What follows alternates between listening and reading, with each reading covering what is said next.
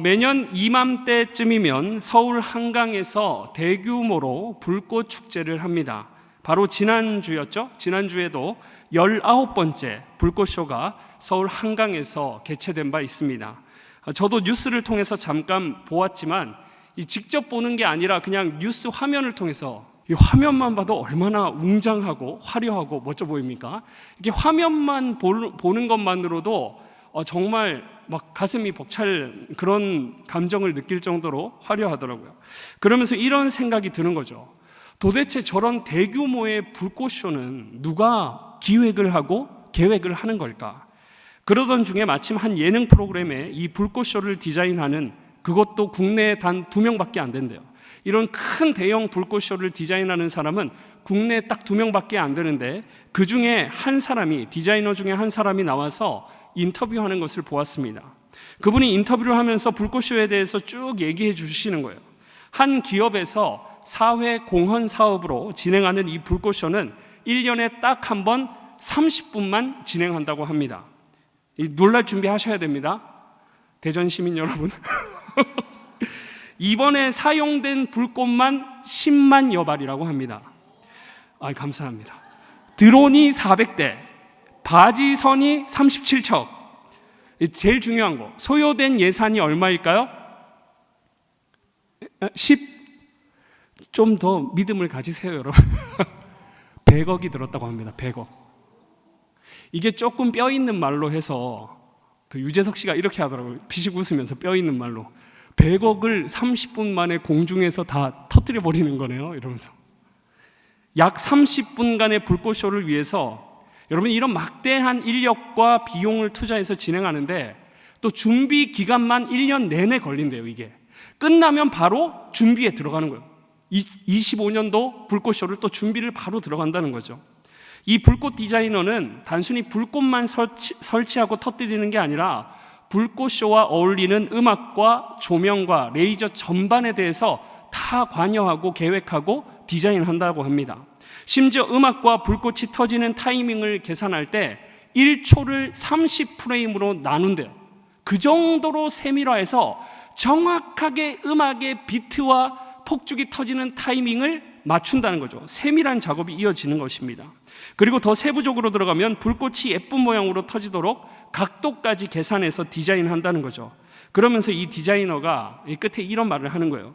준비하는 동안 참 힘들지만 이 불꽃쇼를 인생 최고의 순간으로 여기면서 행복해하고, 특히 아픈 분들이 불꽃쇼를 보고 좋았다는 응답을 받으면 그것이 자신에게도 큰 힘과 위로가 되어서 최고의 행복감, 최고의 만족감을 누린다, 이런 말을 하는 거예요. 결국 사람의 이런 모든 노력이 합쳐지고 모여서 약 30분간이라는 짧은 인생의 한순간을 이 아름다운 불꽃을 통해서 인생 최고의 순간, 최고의 것으로 수놓는 것, 이 불꽃쇼로 대중들에게 그래서 많은 호응을 받았겠구나 하는 생각을 했습니다. 누구에게나 인생에는 이 화려한 불꽃쇼와 같은 아름다운 순간이 있기 마련입니다. 그것이 타인에 의해서든 내 스스로 만들어낸 것이든 우리 사람들에게는 저마다 최고의 순간, 최고의 것을 누린 경험이 있고, 또 그것을 어떤 이는 아직 기다리고 있는 분들도 있습니다. 어떤 이는 첫 아이가 태어났을 때 최고의 순간, 최고의 것으로 꼽을 수 있고, 또 어떤 이에게는 처음 회사에 입사했을 때, 또는 자녀가 대학에 합격했을 때, 또 자신이 원하는 꿈을 이루고 계획을 이루었을 때, 이처럼 우리 모두에게는 저마다 최고의 순간, 최고의 것을 누린 경험이 있다는 것입니다. 저도 이맘때쯤이면 생각나는 최고의 순간이 있습니다. 불과 1년 전에 이맘때쯤에 저는 병원에 있었습니다. 3개월가량 이 병원 생활 끝내고 퇴원했을 때, 그래서 일상으로 딱 복귀했을 때, 성전에 딱 처음 발을 내딛었을 때, 그 감격은 지금도 잊혀지지 않는 거예요. 제일 최근에 제 가장 최고의 순간, 최고의 것으로 꼽을 수 있는 것입니다. 이처럼 우리에게는 최고의 순간, 최고의 것을 누리는 경험이 있습니다. 오늘 본문에도 보시면 최고의 순간, 최고의 것을 경험한 사람들의 이야기가 나옵니다. 그것은 바로 예수님께서 어머니 마리아와 함께 가나 혼례 잔치에 참석했을 때 잔치의 필수적인 주요한 요소 중 하나였던 포도주가 떨어져 예수님께서 물을 포도주로 변화시킨 사건입니다. 예수님이 이 나타내신 기적의 역사를 통해서 당시 그 자리에 있던 사람들은 전무후무한 최고의 순간, 최고의 것을 경험하게 되었던 것이죠. 오늘 우리도 이러한 본문 말씀을 통해 우리 인생의 최고의 순간과 최고의 것을 허락하시는 주님을 더욱 바라보며 최고의 순간과 최고의 것을 누리는 인생으로 세워지시기를 축복합니다. 최고의 순간, 최고의 것을 누리는 첫 번째 단계는, 그 비결은 제한적이고 일시적이지만 삶에서 때를 따라 돕는 은혜를 구하고 누리는 것입니다. 오늘 본문의 사건은 본문 11절이 친히 밝혀주고 있는 바 첫 표적입니다. 요한복음은 전부 몇 가지의 표적이 기록되어 있습니까, 여러분? 사랑하는 대전중학교 여러분? 네, 7가지의 표적이 있는데 그 중에서도 오늘 본문의 표적이 몇 번째 표적입니까? 첫 번째 표적입니다. 그러니 이 첫 번째 표적이라는 의미도 굉장히 큰데, 주님의 이 처음 표적을 경험한 당시 혼례잔치에 모였던 사람들은 당대 최고의 순간, 최고의 것을 경험한 것이 되는 것입니다. 그럼 표적이라는 말은 여러분 무슨 뜻일까요? 원어에 보니까 쉬운 의미로 표시, 사인, 예고편, 이런 의미를 가지고 있습니다. 그러니까 표적은 주님께서 우리의 깨달음을 위해 보이시고 나타내신 사건을 의미합니다. 그러니 표적이라는 말 자체가 이미 분명한 의도를 담고 있는 거예요. 우리로 하여금 깨닫게 하시고 믿게 하시고 바라보게 하시려는 그 분명한 목적을 표적이라는 말 자체가 이미 담고 있다는 것입니다. 그 의도는 그래서 분명해요. 기쁨의 상징인 잔치집을 배경으로 하고 있습니다. 또 하나의 기쁨의 상징인 포도주가 떨어졌으나 주님께서 물로 최고의 포도주를 만들어 그 기쁨이 계속되도록 해주셨다는 것입니다. 무엇을 말하는 것입니까? 주님께서 우리에게 기쁨을 주시는 분이심을 믿습니다. 우리 인생의 최고의 순간, 최고의 것을 주시는 기쁨의 근원이 바로 우리 주님이심을 이 표적을 통해 우리 주님께서 친히 우리에게 나타내 보여주셨다는 사실입니다. 아무리 우리가 인생의 어려움을 겪고 힘들어하고 또 아파할 때가 있어도 우리가 주님을 바라고 의지할 때 기쁨의 근원 되시는 주님께서 때를 따라 돕는 은혜를 베푸사 우리에게 늘 기쁨을 회복시켜 주실 줄 믿습니다. 오늘 본문에도 보세요. 예수님께서는 의도적으로 포도주가 떨어진 혼례잔치에 참여하셨습니다. 우연이 아니라는 거죠. 만유의 주님이시니 이 문제가 벌어질 것도 모르실 수가 없으신 겁니다. 그리고 이 당혹스러운 상황에 예수님의 어머니는 포도주가 떨어졌다는 사실을 알리며 주님께 도움을 요청하죠. 이때 예수님은 의도적으로 단호하게 지금 자신과는 상관없는 자신의 때가 아니라고 밝힙니다. 예수님의 어머니가 부탁하셨어요. 좀 어떻게 문제 좀 해결해 달라고. 그러면 우리는 자연스러운 흐름으로 뭘 생각해요? 주님께서 바로 제가 기적을 나타내 보이겠습니다. 뭐 이런 것들을 우리가 생각하겠죠. 그런데 오늘 흐름이 자연스럽지가 않아요. 주님의 어머니께서 부탁하셨습니다. 그런데 내 때가 아니라고 단호하게 거절하십니다. 지금은 내가 일할 때가 아니라는 거죠. 사랑하는 여러분, 만유의 주님께서 하나님의 아들이신 예수님께서 친히 말씀하시기를 때가 이르지 아니한 때라고 주님께서 선언하셨으면 게임 끝난 거예요. 주님께서 안 하시겠다는 거예요. 만유의 주님께서 때가 아니라고 하시면 희망이 없습니다. 절망인 것입니다. 확정적인 거예요. 당시 유대인들은 전통에 따라 혼례잔치를 보통 일주일씩 했습니다. 그러다 보니 손님들에게 먹을거리와 마실거리를 넉넉하게 준비하고 제공해야만 했죠. 잔치집에 먹는 즐거움이 없다는 것은 상상도 할 수 없는 것입니다. 그래서 내일 1000인분 준비되어 있다고 합니다. 참고로.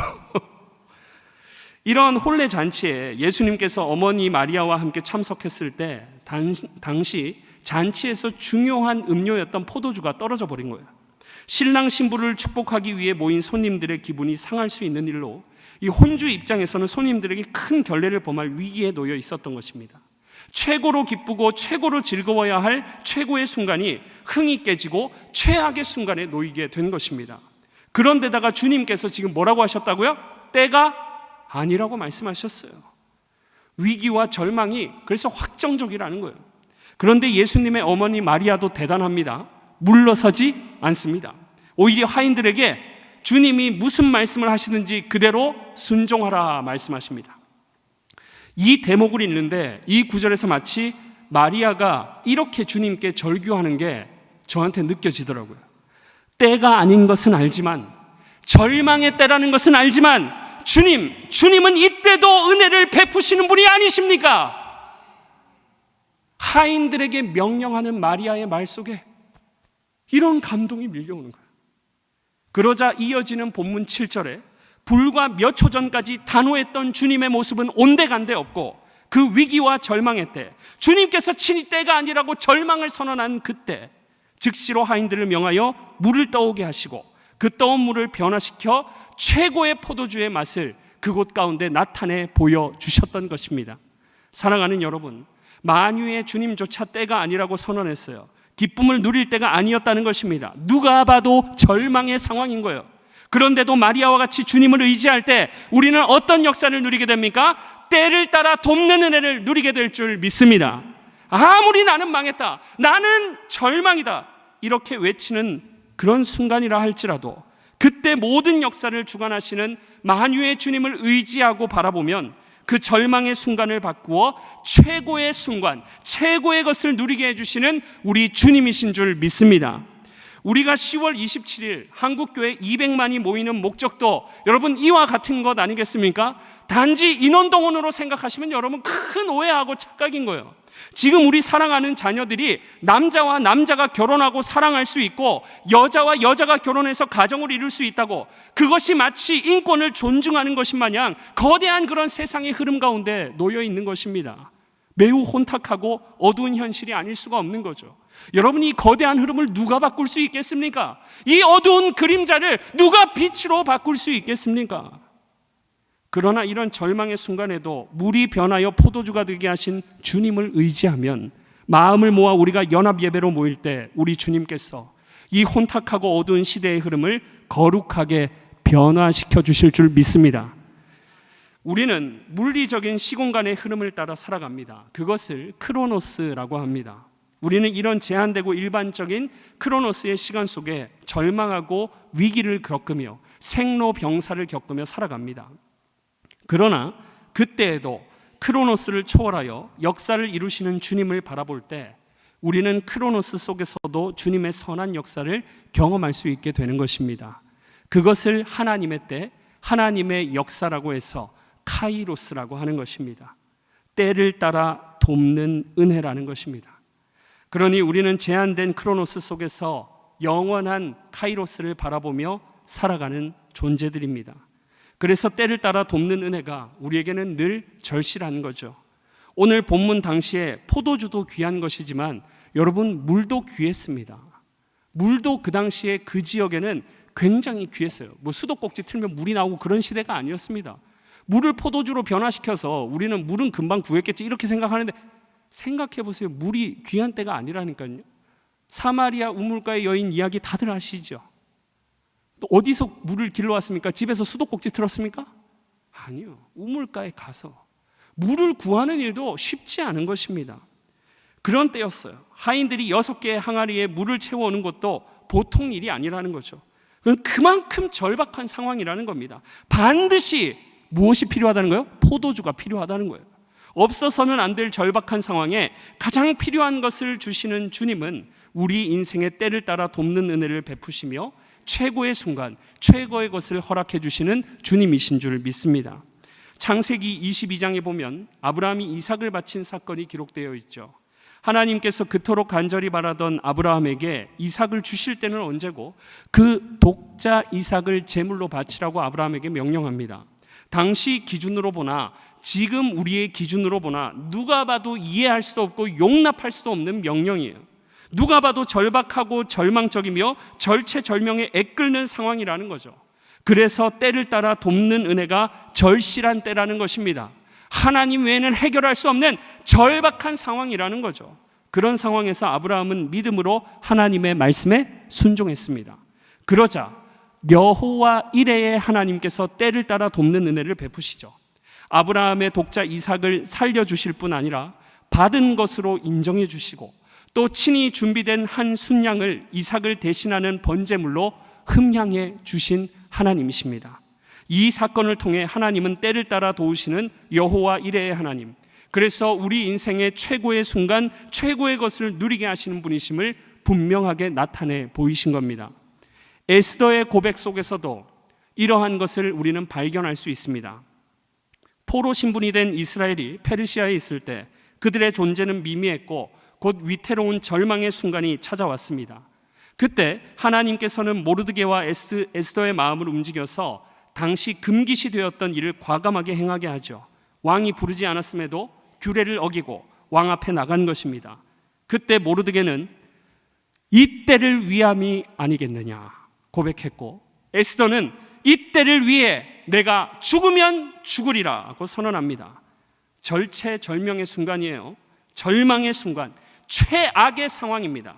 그러나 하나님은 그 순간에도 모르드게와 에스더를 움직이시고 왕의 마음을 움직여서 이스라엘의 대적인 하만은 죽게 하시고 이스라엘에게 절실했던 구원의 역사는 이루신 구원의 하나님이십니다.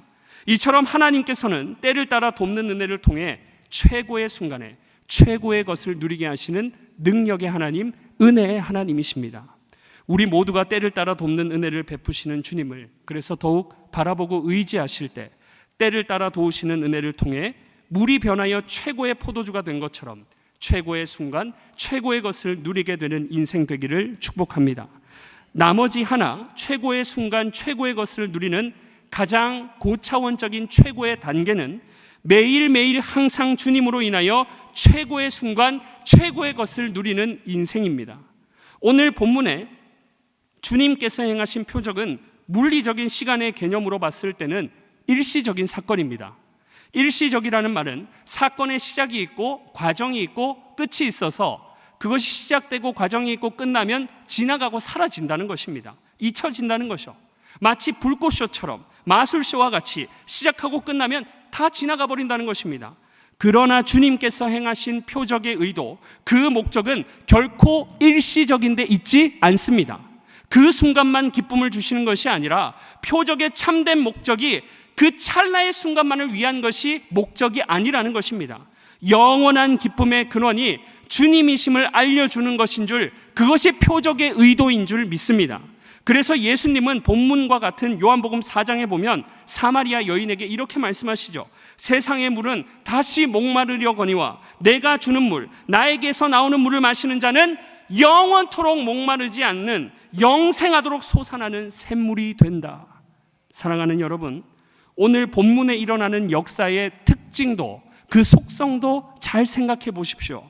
물이 변하여 포도주가 되는 것은 과학적으로 일어날 수 없는 일입니다. 과학적이지 않다는 말은 우리의 힘으로 또는 이 세상의 능력으로 불가능하다는 것이죠.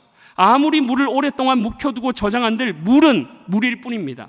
절대로 포도주가 될 수 없어요. 그런데 오늘 본문의 이 물은 근본적으로 그 존재 자체가 변화하게 되었습니다. 불가능한 일이 일어난 거예요. 사람들은 이것을 기적이라고 합니다. 이러한 놀라운 기적의 역사를 행하실 수 있는 분은 모든 것의 주인 되시는 우리 주님만이 하실 수 있는 일입니다. 무슨 말입니까? 우리 주님께는 어떠한 제한도 없다는 것입니다. 제한이 없다는 말은 영원하다는 것입니다. 이 표적의 목적은 일시적이지 않습니다. 영원한 기쁨의 근원이 되시는 주님을 바라보게 하시려는 분명한 표적의 의도가 여기에 있는 것입니다. 소요리 문답 제3문에도 보면 그래서 우리 하나님을 이렇게 소개하죠. 하나님은 영이신데 하나님은 무한하시고 영원하시고 불변하시다. 그러니 주님의 존재 자체가 이미 우리에게 최고의 보배가 되는 줄 믿습니다. 이 주님께서 우리 안에 계시고 우리가 주님 안에 있으므로 우리는 영원한 완전한 최고의 것을 날마다 누릴 수 있게 되는 것입니다. 제한이 없는 주님이시니 주님은 우리에게 영원토록 최고의 순간과 최고의 것을 공급해 주실 줄 믿습니다. 그것을 의심할 여지가 없는 거예요. 왜? 주님께서 영원하시기 때문에. 그 은혜와 사랑과 인자하심이 영원하기 때문에. 나는 비록 제한되고 제약을 받을 때가 있어도, 그래서 절망할 때가 있어도 영원한 최고가 되시는 주님을 바라고 의지하면 우리로 어김없이 최고의 순간과 최고의 것을 누리게 해주실 줄 믿습니다. 우리 입장에서 볼 때 하나님께서는 때를 따라 은혜를 베푸시는 하나님이시기도 하지만, 그렇다고 해서 하나님의 능력과 은혜가 제한되는 것처럼 여겨서는 안 되는 것입니다. 본래 근본적으로 하나님의 은혜는 영원하고 완전합니다. 문제는 무엇입니까? 그 영원한 은혜를 은혜로 여기지 못하고 살아가는 우리의 연약성입니다. 고난 가운데도 주님은 우리와 함께 하세요. 고난을 통해 우리를 성장시키십니다. 근데 우리의 연약성이 고난이 닥치면 주님께서 나에게 은혜를 끊으셨다고 쉽게 생각해 버립니다. 우리가 사망의 음침한 골짜기 가운데서도 평안히 지나갈 수 있고 해를 두려워하지 않는 이유가 무엇입니까? 주께서 그때도 나와 함께 하사 주의 지팡이와 막대기가 나를 안위하시기 때문입니다. 이런 영원하신 주님을 오늘 이 밤에 바라보고 붙잡잖아요. 우리의 모든 순간순간이 최고의 순간이 되고 최고의 것을 누리는 그 순간이 될 줄 믿습니다. 미국에 한 부자 아빠가 있었어요. 이 부자 아빠는 대저택에서 자신의 가족들과 함께 부요함을 누리며 살고 있었습니다. 한 번은 이 부자 아빠가 자신의 어린 아들에게 자신이 이때까지 쌓아온 부를 자랑하고 아들에게 고마움을 느끼게 하고자 시골에 농장이 딸린 지인의 오두막집에 가게 됩니다. 그렇게 오두막집에 도착해서 보니까 그곳에는 TV도 없고 멋진 가구나 카펫도 없는 곳이었습니다. 그렇게 그동안 지내왔던 부요한 삶과는 다른 그런 하룻밤을 거기서 보내게 됩니다. 그리고는 한껏 기대에 찬 표정으로 집에 돌아와서 칭찬을 기대하며 아빠는 어린 아들에게 소감을 묻는 거죠. 그러자 아들이 이렇게 대답했어요. 아빠, 정말 좋았어요. 아버지가 말합니다. 그래 아들아, 가난한 사람들이 어떻게 사는지 잘 보았니? 거기서 뭘 배웠니? 그러자 아들이 대답합니다. 네 아빠, 우리 집에는 개가 한 마리뿐인데 그 집에는 4반이나 있었어요. 그 집에는 닭도 있고 고양이도 있었어요. 그리고 우리 집 뒷마당에는 수영장이 1개 있는데 그 집 뒤에는 끝없이 이어지는 개울이 있었어요. 우리 집에는 전등이 있었는데 그 집 밤하늘에는 멋진 별들이 쏟아지고 있었어요. 우리는 밤에 제각각 TV를 보는데 그들은 모두 둘러앉아 재미있게 대화를 하며 놀았어요. 그리고 아들은 아빠에게 이렇게 의미심장하게 말합니다. 아빠, 우리가 얼마나 가난한지 알려주셔서 감사합니다. 사랑하는 여러분, 우리 인생에서 특별함을 누리고 기뻐해도 일상에서 기쁨과 감사를 누리지 못하면 그 인생은 매일같이 특별함만을 찾아 허덕이는 불행한 인생이 아닐 수가 없습니다. 그래서 일상에서의 기쁨과 감사를 누리는 인생은 우리 신앙의 원리에 있어서도 동일하고 더 나아가 절대적이고 강력하고 분명한 것입니다. 우리가 믿는 주님은 영원하고 완전한 주님이십니다. 그래서 구원의 역사의 성격을 봐도 그래요. 예수님께서는 예수님으로서만 하실 수 있는 구속의 역사를 단번에 완전하고 영원히 이루셨습니다.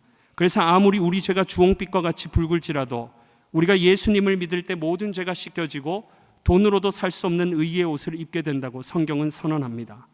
하나님이 세상을 이처럼 사랑하사 독생자 예수님을 아낌없이 우리 죄인을 위해 내어주시고 오늘 이 시간 지금도 여전히 이 예수님을 믿는 자들을 자녀 삼아주시는 능력을 베푸시니 이보다 영원하고 완전한 은혜는 없는 줄 믿습니다. 이처럼 구원의 은혜가 영원하고 완전하기에 구원의 은혜를 베푸신 영원한 능력 되신 주님으로 인해 모든 상황 속에서 우리는 말씀처럼 항상 기뻐하고 쉬지 말고 기도하고 범사에 감사할 수 있는 것입니다. 우리가 인간적으로만 이 말씀 놓고 보면 어떻게 항상 기뻐하고 어떻게 항상 주님 앞에 감사할 수 있겠어요? 인간적으로 보면 불가능한 일입니다. 하지만 영원히 매일매일 최고의 순간, 최고의 것을 누리는 비결은 내 안에 있는 것이 아닙니다. 우리 영원하신 주님께 있는 것임을 여러분 오늘 이 밤에 믿으시기를 바랍니다. 그 영원하신 주님, 다함이 없는 은혜로 마르지 않는 은혜의 샘으로 우리에게 공급해 주심으로 우리가 그 주님을 항상 바라보고 의지할 때 우리는 매일매일의 삶 속에서 모든 순간순간들이 최고의 순간이 되고 최고의 것을 누리는 영광스럽고 복된 인생으로 세워지게 될 줄 믿습니다. 그러니 여러분 명심해야 돼요. 최고의 순간, 매일같이 최고의 순간을 누리고 싶습니까? 매일같이 모든 일상 가운데 최고의 순간과 최고의 것이라고 하나님께 감사하고 높여드리는 기쁨의 인생을 살고 싶으십니까? 그것이 나로부터 시작되는 것이 아님을 명심하시기를 바랍니다. 영원하고 완전한 능력이 되시는 주님, 그래서 인생의 고난의 상황조차 압도하여서 우리로 기뻐하게 하시는 주님으로 인해 우리는 매일매일 최고의 순간, 최고의 것을 누리는 인생이 될 수 있는 것입니다. 하박국 선지자를 생각해 보세요. 뭐가 없어요? 무화과 나뭇잎이 없어요. 포도 열매도 없습니다. 외양간에 송아지도 없어요. 우리의 양떼도 없어요. 아무것도 없습니다. 기뻐할 수 있는 조건이 단 하나도 없어요. 세상의 기준으로 볼 때 최악의 조건과 최악의 상황인 거죠. 그런데 세상을 압도하는 그런 최악의 상황, 세상이 주는 최악의 상황조차도 압도하는 세상이 줄 수 없는 기쁨, 누가 봐도 기뻐할 수 없는 상황인데 모든 상황을 압도하는 기쁨을 하박국 선지자는 실제로 누렸습니다. 그 고차원적인 삶의 비결이 무엇입니까? 영원하고 완전한 구원의 하나님으로 말미암은 것인 줄 믿습니다. 하박국에게 하나님은 항상 무엇과도 바꿀 수 없는 기쁨의 근원이요 구원을 주시는 분이셨습니다. 항상 그 하나님을 바라보고 의지함으로 그의 형편이 비록 세상적으로 볼 때 극단적인 결핍을 겪더라도 그 모든 상황을 압도하는 강력한 기쁨을, 하나님이 주시는 영원한 기쁨을 누릴 수 있게 되었던 것입니다. 이것이 최고의 순간, 최고의 것을 누리는 가장 고차원적인 삶의 비결입니다. 사도 바울도 그래요. 빌립보서 4장에 보면 세상의 기준과 같이 빈부에 따라서, 풍부와 결핍에 따라서, 줄이거나 배부름에 따라서 만족의 기준을 정하지 않았습니다. 오히려 세상의 기준을 초월하여 압도적인 기쁨, 항상 만족하며 매일의 삶이 최고의 순간, 최고의 것을 누리는 인생이라고 사도 바울이 선포할 수 있었던 이유는 내게 능력 주시는 자 안에서, 영원토록 내게 능력을 공급하시는 그 주님 안에서 내가 모든 것을 할 수 있다는 믿음이 그를 영원토록 최고의 순간으로 살아가게 한 것인 줄 믿습니다. 오늘 여러분 중에 최악의 시기를 보낸다고 생각하시는 분들이 혹 이 자리에 있으십니까? 영원한 최고가 되셔서 최고의 것을 영원토록 베푸시는 주님을 바라보시기를 축복합니다. 오늘 여러분 중에 주 안에서 이미 기쁨을 누리고 계신 분이 계십니까? 그 주님께서 앞으로도 영원히 압도적인 은혜와 기쁨을 주심으로 매일매일 최고의 순간, 최고의 것을 누리며 살게 해주실 줄 믿습니다. 찬양팀 나와주시고 반주해 주시고요. 메리 스티븐슨이 지은 시로 설교를 마무리하겠습니다. 제목이 모래 위의 발자국입니다. 어느 날 한 사람이 밤에 꿈을 꾸었습니다. 주님과 함께 해변을 걷고 있는 꿈이었습니다. 그런데 하늘 저쪽으로 자신의 지나온 날들이 비춰졌습니다. 한 장면 한 장면씩 지나갈 때마다 그는 모래 위에 두 사람의 발자국이 난 것을 보았습니다. 하나는 그 사람의 것이었고 다른 하나는 주님의 것이었습니다. 인생의 마지막 장면이 비춰졌을 때 그는 모래 위의 발자국을 모두 돌아보았습니다. 그런데 그는 발자국이 한 쌍밖에 없을 때가 많았다는 것을 발견하게 됩니다. 그리고 그때는 바로 그의 삶에 있어서 가장 힘들고 어려운 시기들이었습니다. 그는 주님께 물었습니다. 주님께서는 언제나 저와 함께 해주시겠다고 약속하셨습니다. 그런데 제가 보니까 어려운 시기에는 한 사람의 발자국밖에 없었습니다. 제가 주님을 가장 필요로 했던 시간에 주님께서 왜 저와 함께 하지 않으셨는지 저는 이해할 수가 없습니다. 그러자 주님께서는 이렇게 대답했습니다. 사랑하는 나의 아들아, 나는 너를 사랑하기 때문에 버리지 않는단다. 네가 가장 힘들 때 한 사람의 발자국만 보이는 것은 바로 내가 너를 등에 업고 있었기 때문이란다. 사랑하는 여러분, 오늘 여러 가지 건강의 문제로, 경제적인 문제로, 가정의 불화와 여러 가지 문제로 최악의 상황이라고 기쁨이 없다고 말하며 또 신앙생활이 예전 같지 않다고 무미건조하고 허무한 시절의 나날들을 보내고 있지는 않습니까? 물을 포도주로 변화시킨 표적을 통해 영원한 기쁨이 되시는 주님을 오늘 이 밤에 다시금 바라보시기를 축복합니다. 그 주님을 바라볼 때 최악의 순간이 최고의 순간이 됩니다. 그 주님을 바라볼 때 최악의 요소가 최고의 것으로 변화되는 역사가 오늘 이 밤에 여러분의 가정 가운데 나타나게 될 줄 믿습니다. 그러니 주님과 함께하는 모든 순간이 최고의 순간이며 최고의 것을 누리는 것임을 기억하시며 모든 삶의 영역에서 더욱 최고의 주님만을 바라보며 의지하실 때 여러분의 광야가 변하여 최고의 숲을 이루게 되는 우리 교회가 되기를 주의 이름으로 축원합니다. 우리 시간 함께 찬양하겠습니다. 오늘 이 찬양할 때에 오늘 본문의 말씀이 잘 녹아있는 찬양이라고 할 수 있습니다. 우리는 세상 헛된 것에 우리의 시각을 빼앗기기를 잘합니다. 하지만 오늘 말씀을 통해 영원한 기쁨의 근원이 되시는 주님께서는 주님 자신을 바라보라고, 우리의 지친 눈을 들어 주님을 바라보라고, 내가 너에게 기쁨을 주겠다고 말씀하십니다. 우리 시간 그 진리의 찬양을 함께 고백하며 결단하며 나아가겠습니다.